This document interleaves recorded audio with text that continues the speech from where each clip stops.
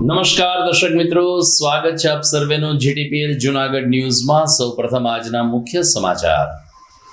તાલુકા અને જિલ્લા પંચાયતના મતદાન માટે જિલ્લા ચૂંટણી અધિકારી અનિલ રણાપસિયાએ મતદારોને તકેદારી રાખવા કરી અપીલ।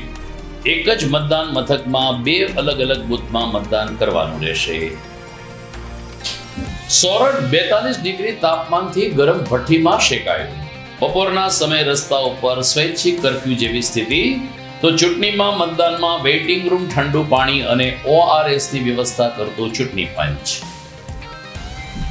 ઝાંઝરડા ટીપી સ્કીમ મુદ્દે જીવડામાં અધિકારીઓ બિલ્ડર અને ખેડૂતોને ગેરમાર્ગે દોરે છે। કાયદાનું ખોટું અર્થઘટન કરી 40% જમીન કપાતની વાત ખેડૂતોને પાયમાલ કરશે। અરજદારોએ કરી જીવડામાં રજૂઆત।